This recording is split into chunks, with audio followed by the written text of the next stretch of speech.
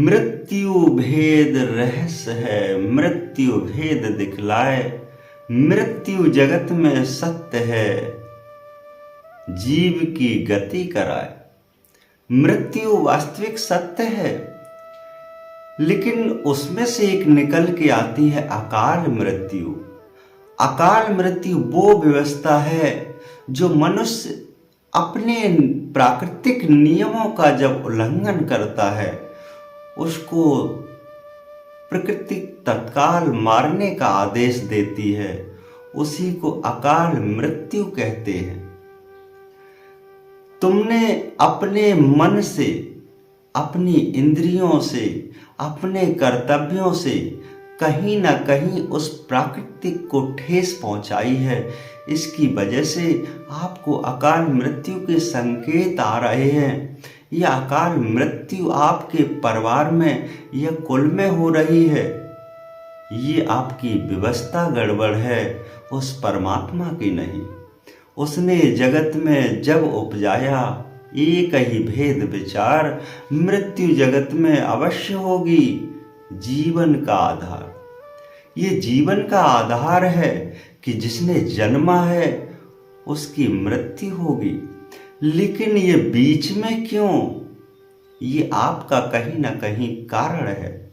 उन कारण को जानिए, इन कारण को भेद बताए। जो प्राकृतिक सम्मिलित जो चले, जग में मृत्यु न कराए। अपने कारण को जानिए, उस भेद को समझिए, उन रहस्य को जानिए कि वास्तविक प्राकृतिक आपसे क्या कहना चाहती है। अपनी अंतर आत्मा से उस चीज को पहचानिए।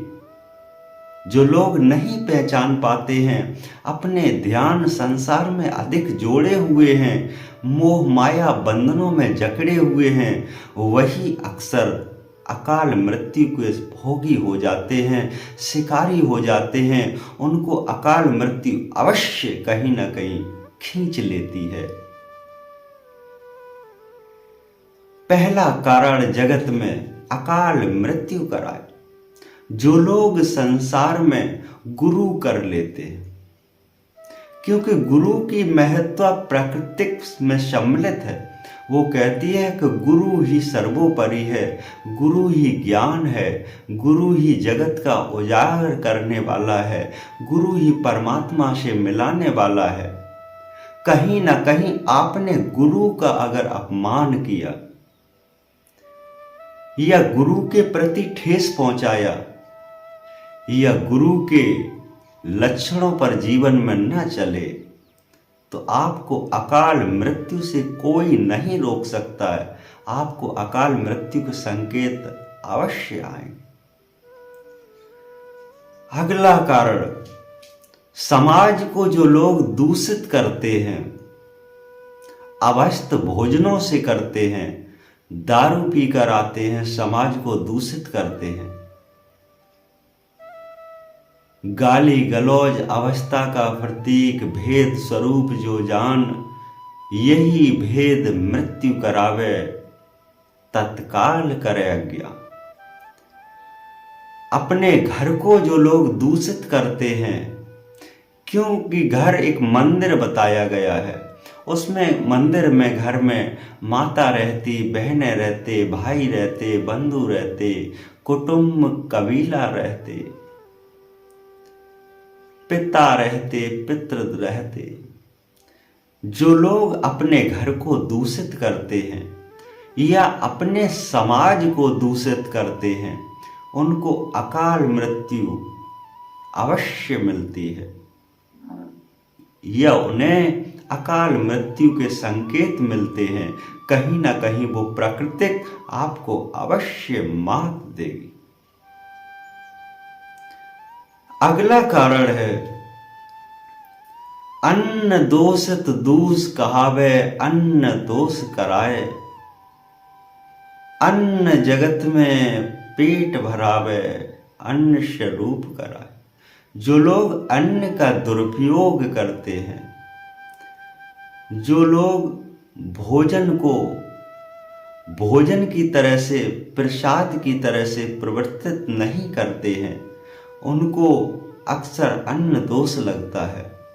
जो लोग अन्न दोष लगता है उनको अकाल मृत्यु होती या उनके अकाल मृत्यु के संकेत अवश्य मिलने लगते। सुधार मन जगत में सुधार मनन कहाए, मिथ्या जगत में प्राकृतिक करावे ऐसे रूप दिखाए। इस संसार में सब मिथ्या है, लेकिन उस प्राकृतिक नियमों से जो लोग चलते हैं उनको कभी ये दोष नहीं लगता है। समझिए, स्त्रियों को जो लोग दूषित करते हैं, काम मोह मद माया में बीते दूषित जगत कराए। जो लोग स्त्रियों को दूषित करते हैं, अपने घर की हो या समाज की हो या किसी दूसरे की हो, संसार जगत में कोई नहीं सब अपना कहाए, मद माया के मोह में बंधन जीव कराए। समाज को दूषित करते हैं, स्त्रियों को दूषित करते हैं, या जो स्त्रियां पुरुषों को दूषित करती हैं उनको अकाल मृत्यु का दोष लगता है। प्राकृतिक उनको तत्काल मारने का आदेश देती है या उनको संकेत मिलने लगते हैं कि मृत्यु होना निश्चय है, क्योंकि ये घोर अधर्म पाप है। समाज दूषित करना, स्त्रियों को दूषित करना या सत्य पुरुष को दूषित करना। अगला कारण, संत दोष लगे जगत में, संत दोष कराएं, भेद स्वरूप जान जगत में, भेद स्वरूप कराएं। संसार में कुछ जीव, कुछ लोग अपने मदमस्त में होते हुए कभी कभी संतों का अपमान करते हैं, महात्माओं का अपमान करते हैं। ये प्रकृति को सह नहीं सकती, क्योंकि संत अपमान परम ज्ञान, परम सत्ता हो भले, जगत स्वरूपी उपजाइयां ज्ञान स्वरूप कहे। ये संत, ये गुरु, ये महात्मा, ये परमात्मा के करीबी होते हैं। जो लोग इनका अपमान करते हैं उनको अकाल मृत्यु अवश्य भोगना पड़ता है, या अकाल मृत्यु के संकेत मिलते हैं कि उनको अवश्य कहीं ना कहीं वो प्राकृतिक मात दे देती है, जो सदा सदा के लिए आपका जीवन चला जाता है। समझो जरा, जगत में रूप जगत में उतर जाए, प्राकृतिक से सम्मिलित चले तो वही जीवन कहलाए। आपकी आत्मा खुद कहती है कि हमें संसार में कैसे चलना चाहिए, उस प्रकृति के माध्यम से चलना चाहिए, प्रकृति के सहारे चलना चाहिए, क्योंकि वो आत्मा प्रकृति के नियम को जानती है। प्रकृति के हर पथ पर चलने का एक नया प्रावधान देती है। आपको जरूर कहीं ना कहीं कहती कि वास्तविक आप सत्य चल रहे या असत्य चल रहे। जहां रहो वहां की नाया, जहां कृपा परमगत पाया। संत का मान है सत्संग करना। संतों का स्वरूप है परमात्मा की प्राप्ति कराना। जो लोग संत संसार रूपी दंदल में फंसाते हैं वो प्रकृति के कहीं ना कहीं दोषी हो जाते हैं, या संसार रूपी जगत में फंस जाएंगे, जेल में चले जाएंगे, या उनको प्राकृतिक अकाल मृत्यु दंड देती है, क्योंकि ये सब उस रचना से परे है। अकाल मृत्यु करावे जगत में, अकाल मृत्यु कहाए। अकाल मृत्यु वही है जो तत्काल तुझे ले जाए। कुछ व्यवस्थाएं आपकी ऐसी समाप्त हो जाती हैं, कुछ व्यवस्थाएं आपकी ऐसी गड़बड़ हो जाती हैं जो प्रकृति को आपको मारना अति आवश्यक पड़ जाता है।